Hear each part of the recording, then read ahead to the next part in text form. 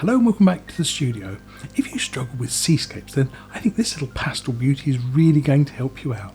I've used Bob Ross paints and brushes throughout for this technique, and I think you'll find that I've used some shapes which are a bit of a classic that will really sort of solve a lot of the problems with angles for you, which I think is one of the things most people trip up on. They get their wave in just the wrong position, just the wrong angle. So I've gone through this step by step to explain it as clearly as I can. There's even a little bit of footage of our local beach, just to sort of give you an idea of what they look like in real life. I hope this inspires you to paint your version, because this is an original painting by me, so you won't find it in any of Bob's books. Anyway, sit back, relax, get those paints and brushes out. Happy painting, people. So here's my canvas, 16 inches by 20, and you can see I've used a bit of masking tape, a little lower than halfway down my canvas for my horizon line. I'll be using some of this to prime it, some Bob Ross liquid white oil paint. This is a wet on wet oil painting technique. I store it in this little airtight container for ease of use. I have two 1-inch brushes, an older landscape brush and a newer Bob Ross landscape brush. I'll also be using a filbert brush, a fan brush and a liner brush, and of course a Bob Ross palette knife. Let's get started. I'm going to use my liquid white and the older of the two Bob Ross 1-inch landscape brushes. I just want to apply a thin, even coat of this to the entire canvas. And if you want to know how much to apply, well, there's an easy test. Use your fingerprints, and as you can see, my middle finger here, well, that's about right. That's a little too much, and that looks a little too dry. But I made a video all about this, and I'll post a link down below. Use firm brush strokes and cover the entire canvas, but taking care not to dislodge the masking tape. My Seascape has a fairly limited palette of colours. I'll list them down below.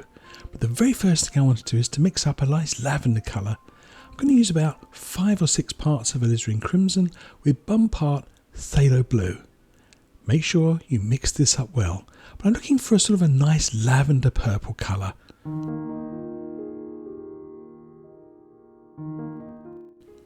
Having gotten that ready, it's time to put colour on canvas.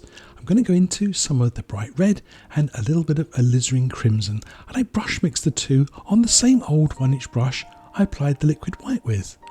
This is a pastel seascape, so there's no problem having some liquid white still in the bristles.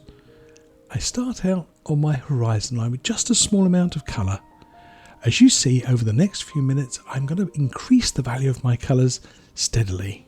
I don't want to go too strong too quickly. Remember, it's a pastel seascape.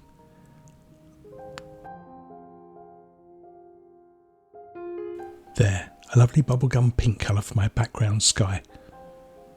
I'll add the same colours to my sea area, which is below the tape, but they don't have to be an exact match. They can be a little stronger if you like. Again, careful not to pull off that tape when you apply this colour.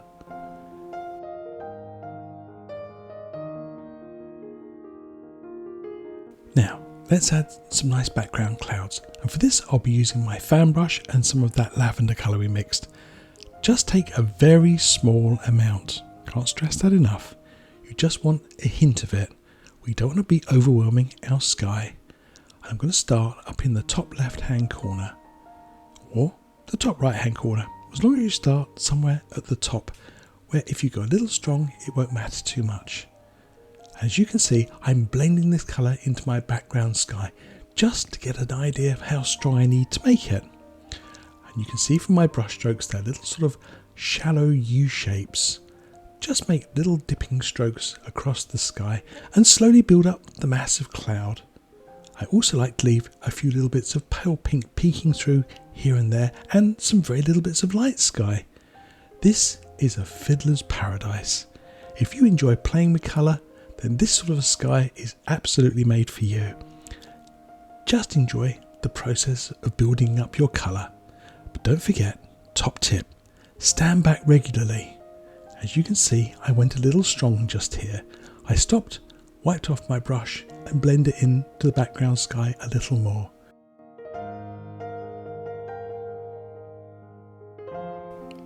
Here you can see how I'm experimenting with my colours. I've added a tiny bit more crimson to my paint, and well, it was okay, but wasn't quite what I was hoping for. So the easy fix, I simply pick up my old 1-inch brush, which has got some of that liquid white and pink colour on, and just dab it out. You can blend out almost anything on this sky, which makes this painting almost impossible to break and very easy to fix. Lastly, let's soften down some of my brush strokes.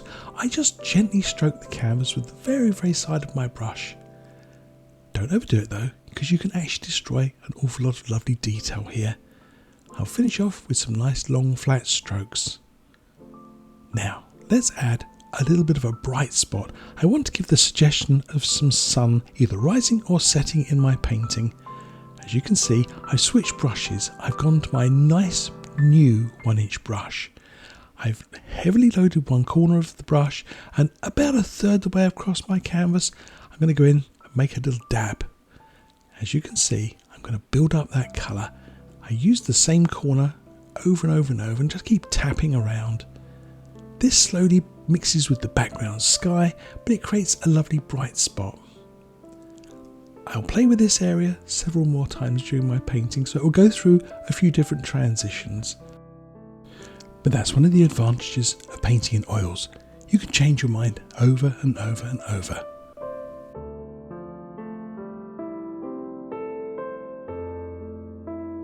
I want to add the suggestion of some sunshine in my sky. And for this, I'm going to be using my most artistic finger. Actually, they're pretty good, but just use whatever you have to hand. If you don't like getting paint in your finger, you can always use the filbert brush. But as you can see, I'm just going to make a small round circle in the sky. If you blend it out too much and you want it to be a little brighter, just repeat this step several more times until you get it just right. Now, time to pull off that masking tape. It should come off quite easily. Well, nearly. And time to fill in the little bit of dry canvas. I'm using that 1-inch brush, which I used to do the original liquid white and pink off for the background sky. And as you can see, I blend out the horizon line very gently. Time for some planning. This line will be the floor of the wave, about 1/3 the way down on the left hand side and about 1/3 the way up on the right hand side of that lower section of my painting. And as you can see, I've just scratched a line. Now, position the major part of the wave, that's the crest of the wave, a little more centrally. This line indicates where the back of the wave is going to be, where it cascades over, and this little line, the rise of the wave. This isn't very clear on my painting, and I filmed this and thought afterwards that I would re-sketch this for you after the next step. I've gone back to my fan brush and once again loaded some more of that lavender colour, but this time I want it to be a little stronger. But the brush stroke is exactly the same. Little soft looping strokes. I want to indicate moving water. The sea should have a gentle rise and fall to it, and in that area there which I waved the end of my brush at, that's where I'm going to have the bright spot, where the sunlight's reflecting across the sea.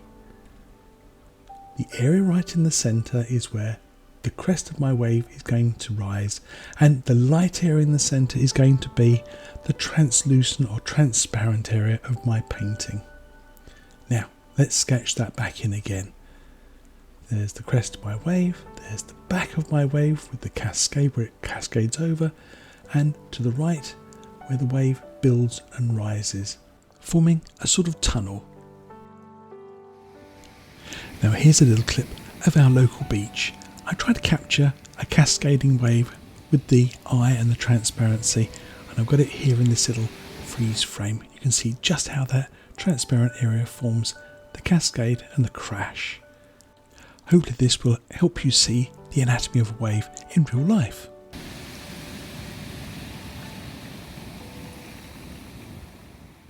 Now back to my painting. I'm pulling out my grubby white paint very flat. I want to use the edge of my palette knife just to tap into some of this colour, quite firm and dry. And I want to apply this almost directly under my sunshine, and I'm going to just touch the canvas here on that horizon line.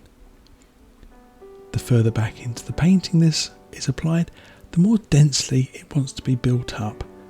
Remember, these are the crests of little waves far into the distance, and they're sort of stacked one on top of the other as they come closer towards us in the paintings, so the angle changes. You can see it's slowly dropping to the right, and the gaps between waves becomes a little larger. That little area I don't want to over highlight.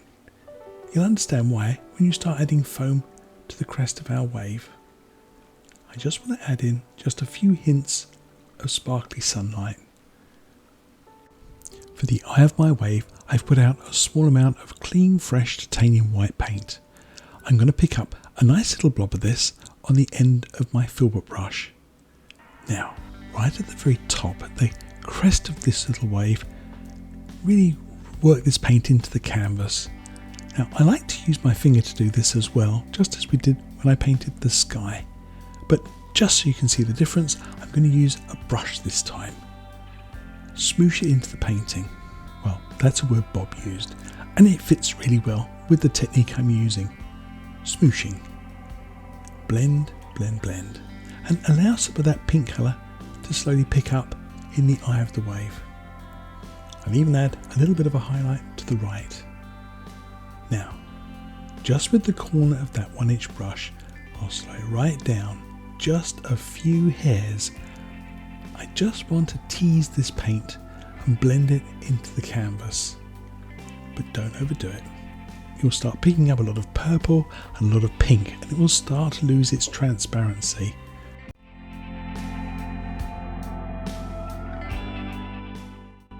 Now let's work on this area of my wave, the cascade where the water tumbles over and crashes to the beach. I've added a little bit of liquid white to my titanium white, the grubby one that is. You can see I'm tinting this colour down. I don't want to be using pure white for this part of my painting. And I'm going to leave a small gap between the eye of the wave, the transparency, and the cascade. I've loaded my brush very well, and see how I really press it into the canvas and just let the brush fall from the canvas with a little flick. Now overlap that last stroke a little bit and add another brush stroke full of colour. And another one. You can even make sound effects if you wish to. There we go. And back in with the corner of my fan brush now, I'm doing little circles. This is the foamy part of the wave. It fetches itself round between the eye of the wave on the right and the cascade on the left. It fits into that little gap. I'll come back and enhance that with some pure white later on. Hopefully now you'll understand why I don't like using pure white paint until the very end. This is the floor of my wave, in other words where the wave hits the beach, so the foam can't go much lower than that. I just want to keep it on that little line I scratched. But I let the wave splash back up against that lovely shadow that I kept in the background cascade. Lots and lots of little circular strokes here. Let the wave pick up some shadow colours. Let's not forget the area on the right, over the top of the other little transparency. I'll post a couple of little photographs of that previous wave that we were looking at in the video, so you can see what I'm painting. Time to add a little more shadow to that foam. I've taken some grubby white and some of that lavender colour, made a sort of a mid-purple tone, and I'm going to just massage that into this bit of paint. It looks a little bit too bright and there should be a little more shadow here. Play with your colours and play with your waves. I'll even add a little hint of shadow under the edge of that foam. It separates the foam from the eye of the wave and gives the foamy area a lovely sort of sense of thickness and depth.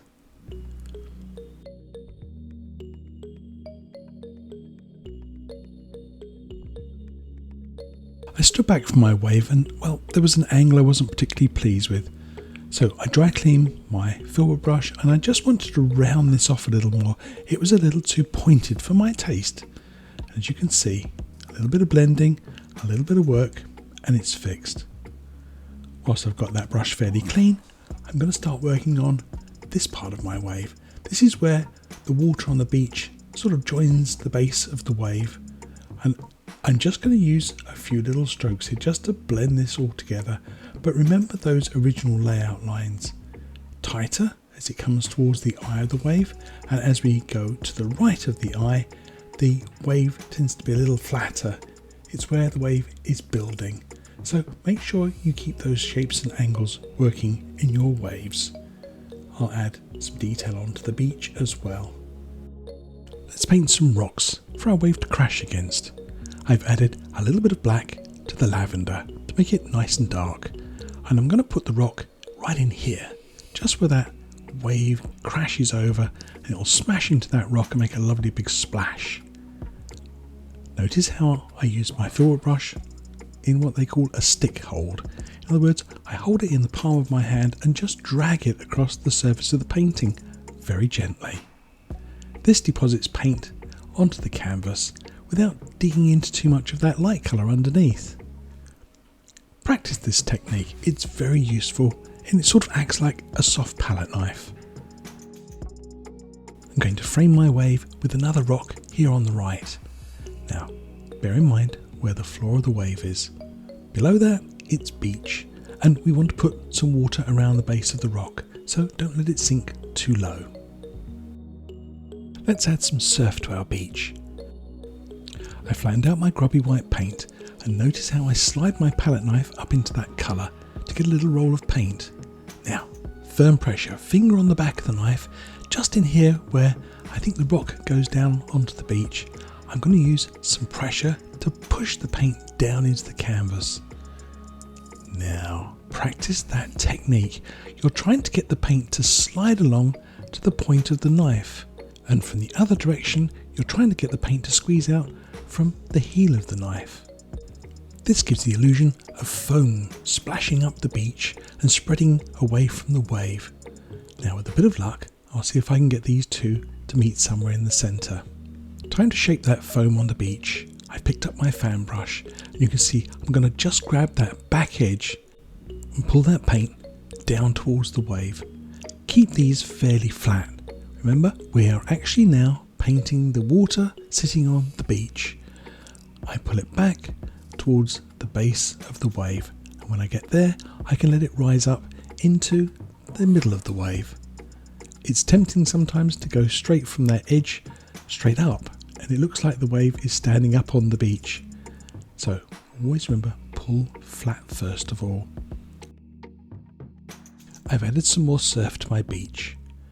This is close enough to the base of the wave that I can now start shaping the foamy patterns on the face of the wave.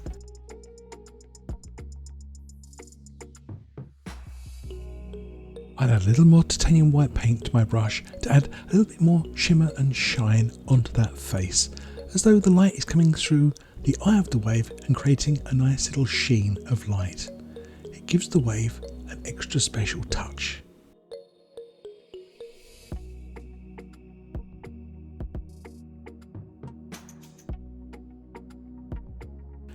Let's add some detail to the beach.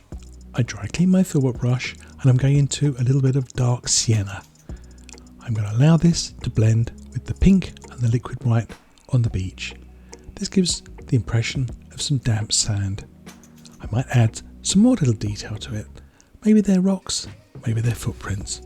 You decide, but add as much or as little detail as you wish.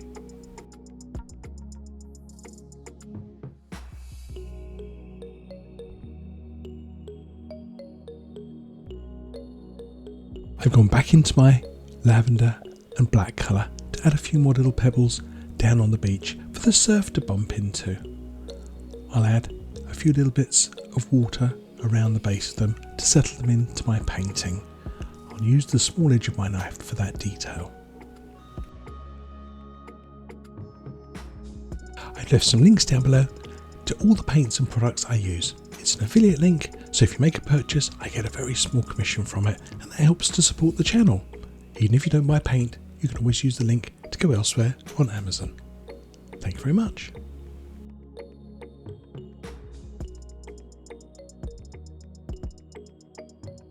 I'm going to add some additional highlight to this part of my wave. I think the light from the sun would make it glow a little bit more, but I'm not terribly happy with this sun. It looks a little bit bold. So as you saw, I just gently softened it out. A few gentle brush strokes made it sink back into the sky. Now I've added a little bit of liquid white to my titanium white, and with my liner brush I'm going to just come back and enhance the tops edges of these little bits of foam. Just a few little touches, sparklers I call them, is all you need, so don't overdo it. I'll use my fan brush just to soften them back into the painting to make them merge onto the edges of the waves. This really makes that foam pop. But there's part of my painting I'm still not very happy with, and it's the area directly behind the big wave. I think this could do with a little bit more detail, so I'm actually going to convert this sort of tapped on paint into a proper little wave shape. We know how to do it, so why not use a little bit of work with the liner brush to add some foamy effects, and then I'm going to blend it in slightly with my fan brush. It's very simple once you get the hang of it to shape and reform these waves. As I mentioned at the start of the video, my little painting, Pastel Seas, is a fiddler's paradise. Add tons of detail, little dribbles of water down the front of rocks, and maybe a few little seagulls. Here you can see I just paint them like a pair of eyebrows that cross over in the centre. It gives you the wings and the body all in 2 strokes. You can have them at different angles and at different colours.